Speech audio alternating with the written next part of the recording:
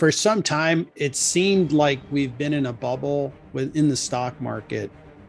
Valuations are really high, and really the last 2 years, stocks have really gone up very quickly when the government stimulated the economy.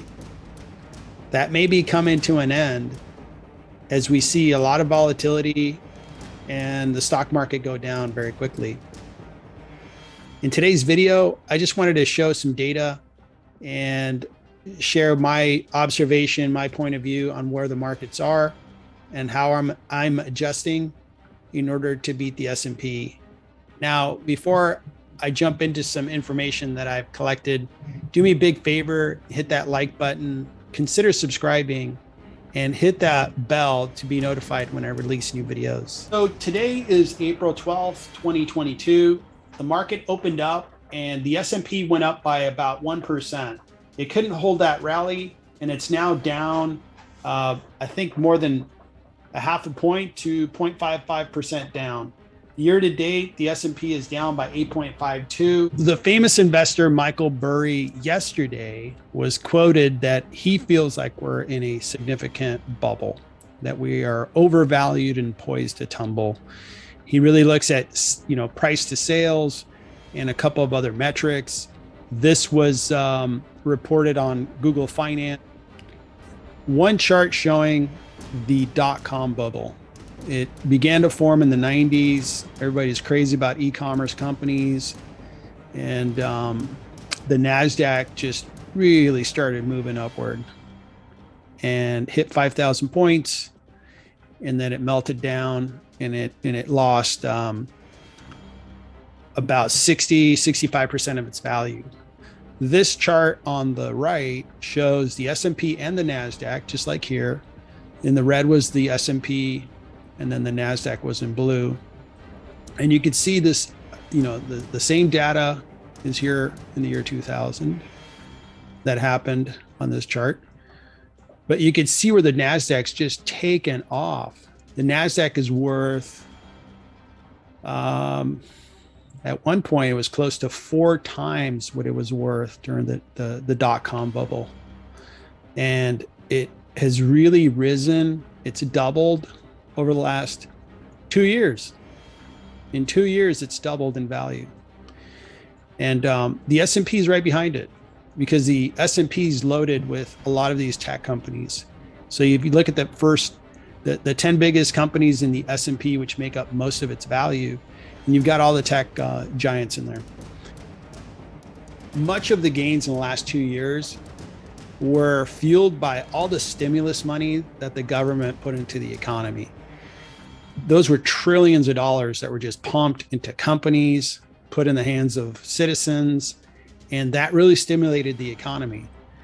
A lot of people decided not to work because they were getting, really good unemployment benefits, and just all that stimulation created a great amount of liquidity, and stock values just shot up.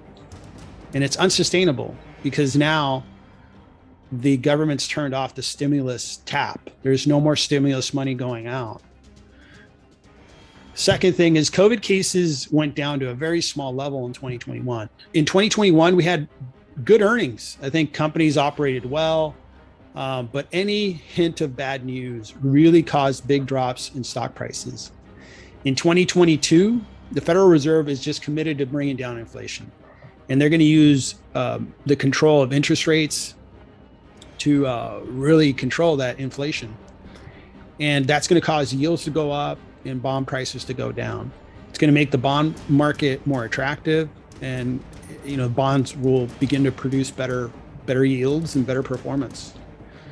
The S&P, I just don't see many paths, if any, to get a positive return on the S&P. I think it's headed for a negative year, and I would love to be wrong, but that's just what I'm seeing and what the market is showing year to date. My outlook is, sell stocks that I think are just destined to have too many headwinds and probably go down for the next year to 2 years.